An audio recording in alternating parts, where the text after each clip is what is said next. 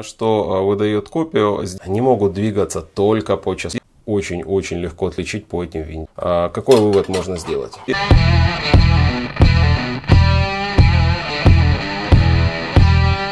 Всем привет! Сегодня сделаем обзорчик часов G100. Моделька, скажем так, совсем не новая. Но интерес данного обзора будет в том, что у нас есть как оригинал, так и довольно приближенная, практически как оригинал копия.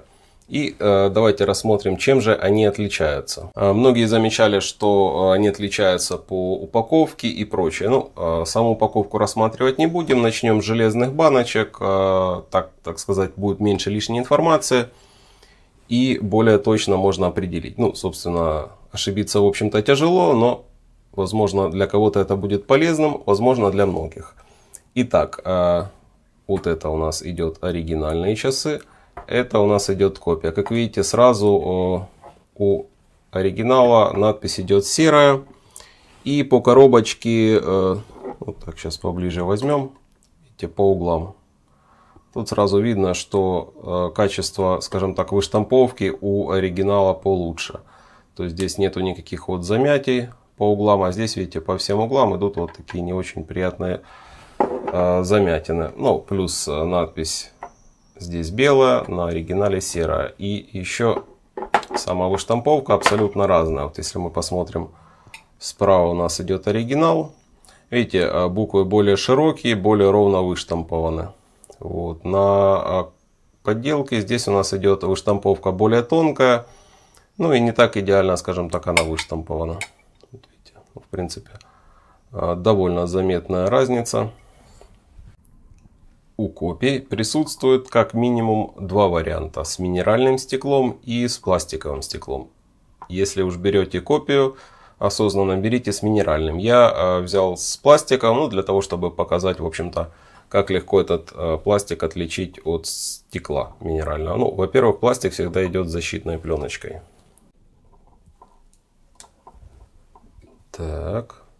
И если постучите, то звук вы слышите. Он довольно-таки специфический у минерального стекла и довольно-таки сильно отличается от пластика. Вот. Если так вот бегло взглянуть, единственное, что выдает копию, здесь вот эти надписи, вернее значки по кругу, рисочки, более светлого цвета. Возможно, это другая модификация, с чего-то не того собрали, либо с чего-то не того скопировали. Вот. Но тем не менее, это довольно-таки сильно бросается в глаза, плюс нету серой обводки вокруг циферблатов. Я думаю, это хорошо видно.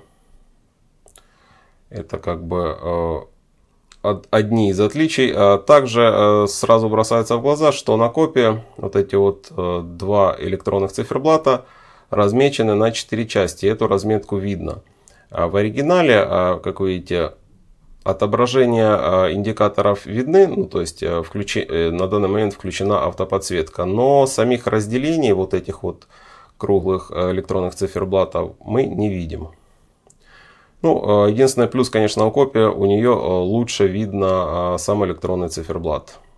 То есть он то ли снизу зеркальный, то ли более темный. Вот. Не знаю, почему у оригинала его не очень хорошо видно. Я думаю, это специально сделано, так сказать, на стиль его сделали. Вот, поэтому вот он такой фиолетово-синий. Вот, его при плохом освещении практически не видно. И подсветка, кстати, вам в этом абсолютно никак не поможет.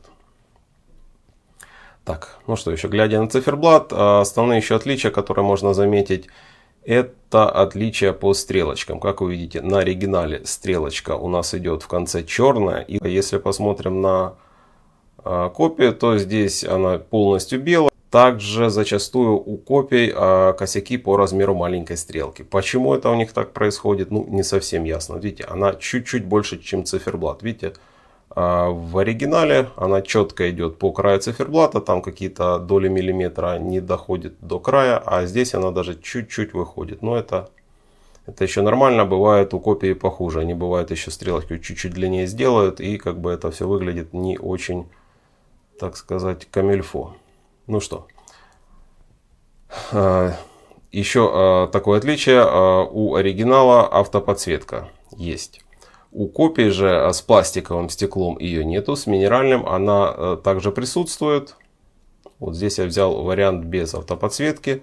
Причем саму автоподсветку включить мы можем. Вот отображается на левом маленьком круглом циферблате.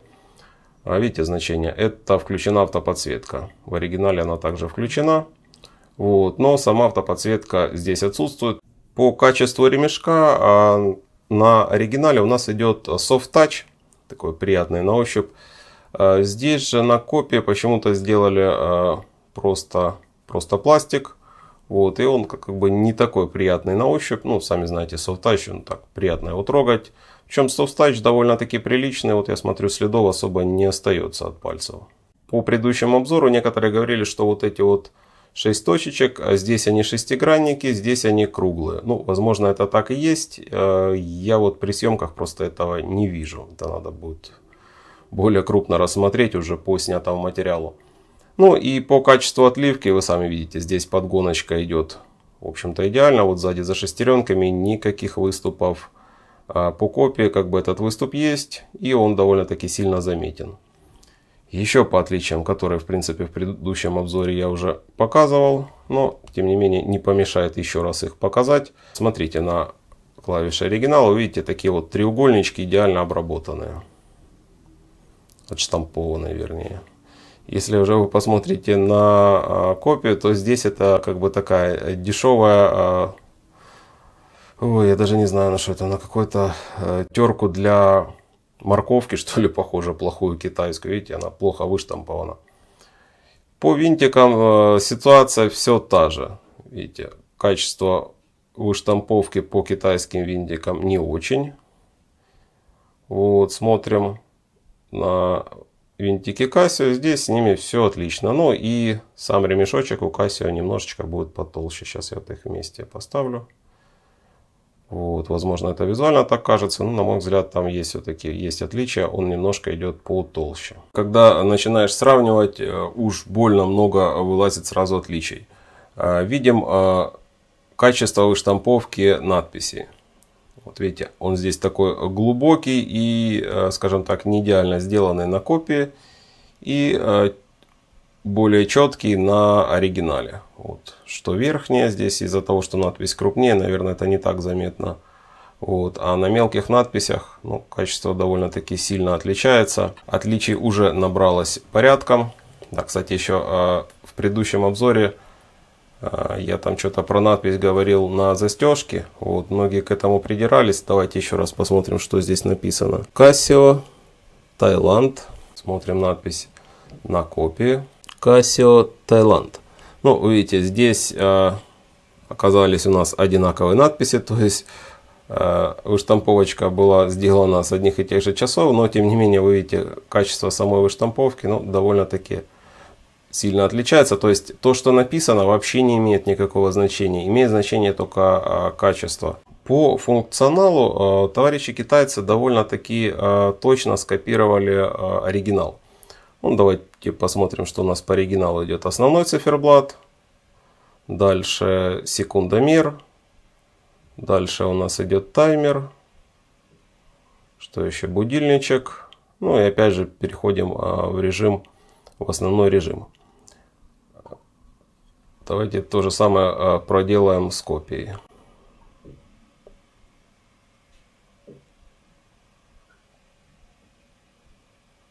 Ну, как вы видите, порядок и все прочее абсолютно полностью повторяет оригинал.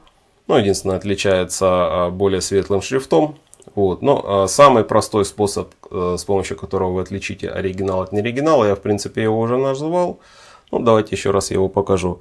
Вы переходите на основной циферблат. Ну, вот мы сейчас начнем с оригинала. Зажимаете правую нижнюю клавишу. Переходите в режим H-Set. Это синхронизация аналогового и цифрового времени. Нажимаете левую клавишу. Они сейчас должны стать на 12 часов. Если нет, это все можно подкорректировать. Это, скажем так, для начальной настройки любых джишеков, в общем-то, обязательно сделать. Вот за что еще не люблю джишеки. Какой смысл в циферблатах, которые вы не видите за стрелками? Ну, блин, на мой взгляд, это ерундень полная. Вот стрелка одна здесь стоит, другая здесь. Все, у вас нету цифровых циферблатов. Это бесит. Переходим в режим HSET. Давайте посмотрим само отличие. Оно очень легко проверяется и определить элементарно. В режиме выставления HSET верхнюю клавишу вы нажимаете. Стрелочка двигается назад. Если зажали, она будет быстро двигаться. Если будете одиночные нажатия делать, она будет там, шажками двигаться.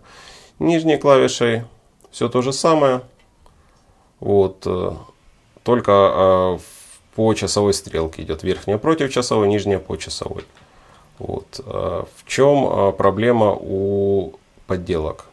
Они могут двигаться только по часовой стрелке. Не знаю, почему недоделана подделка, скажем так. Но тем не менее, вперед вы ее сможете двигать, назад вы ее не сможете двигать. Это как в копии с минеральным стеклом, это максимальное качество 3А еще называют. Вот. Так и с пластиковым стеклом. У оригинала как вперед, так и назад. Это вот такое основное отличие. Еще одно довольно-таки четкое отличие. Как можно отличить оригинал от копии. Почему-то товарищи, скажем так, пираты все время ставят плохие винтики. Видите, винтик, во-первых, маленький, во-вторых, у него идет просто под крестовую отверточку. Здесь же на оригинале как крестовой, так и обычная плоская отвертка, это можно все откручивать. Ну, плюс на оригинале не наклеивают на заднюю крышку наклеек. Ну, это уже такое, конечно.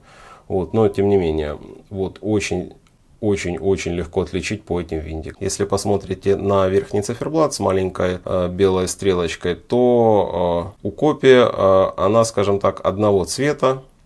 Вот, и как бы так не очень хорошо размечена, ну плюс не очень выштампована. Если смотрим на оригинал, там идет два цвета, серый и черный. Разметочка цифр, во-первых, мелкая, но четкая. Вот это тоже такие довольно сильные отличия. Наверное, здесь в копии не сильно видно, но вот по нижним шрифтам тоже довольно-таки сильно отличается от оригинала. Еще такая недоработочка у товарищей китайцев. Вот справа у нас сейчас по центру оригинал. На циферблат, который малый, находится на уровне 2 часов. Смотрим, да, вот при переключении режимов. Режим переключился, и такие 3 деления остаются светлыми. Видите, независимо какой режим вы переключаете, пробегает змеечка, и 3 светлых деления остается. Если мы берем копию, то змеечка бежит, но, во-первых, она бежит не так, а более грубо, сразу там по 3 или 4 деления. При включении режимов, то есть она полностью черная. Ну, плюс на ней еще разметку видно очень так заметно. Здесь, видите, нету, здесь есть только сами показания, светлые элементы, черных элементов не видно, а здесь они, видите, не попали по цвету, и очень хорошо их можно увидеть. Давайте подсуммируем, какие основные у нас отличия. Во-первых, первое, что нужно глянуть, это винты. Если у нас не под плоскую отвертку, все это определенно уже у нас идет не оригинал, потому что в оригинале вот такие вот они винты ставят, не ставят другие винты. Далее смотрим на верхнюю маленькую стрелочку. Вот, в оригинале она всегда идеально попадает по циферблату. Вот, в копии она зачастую вылазит. Очень зачастую, поверьте, пересмотрел, редко попадается идеальная стрелочка. Во-вторых, стекло проверяем. Если у нас минеральное, это, конечно, еще не показатель оригинала, но тем не менее, если у нас пластик, то это 100% копия, потому что на оригинальные часы серии G100 не ставят, скажем так, пластиковое стекло. И самый, наверное, простой вариант, по которому можно отличить, это вот в режиме HSET. Напомню еще раз, находясь на основном циферблате, зажимаем правую нижнюю клавишу, переходим в режим HSET, затем левую клавишу, стрелочки выставляются. Напоминаю, что в оригинале стрелочки можно двигать как против часовой, так и по часовой стрелке. У копии, к сожалению, они двигаются, но только по часовой стрелочке. Все. Видите, вот если вы вот так вот, нажимая верхнюю клавишу в режиме синхронизации, не можете сдвинуть в обратную сторону стрелки, чтобы вам там не рассказывали, это не оригинал. Вот в оригинале они двигаются в любую сторону. Вот это вот основные отличия. Уже по отливочкам, еще, кстати, по клавишам очень сильно заметно. Почему-то плохую делает выштамповочку. Давайте еще раз покажу. Вот видите, копия, видите, оригинал.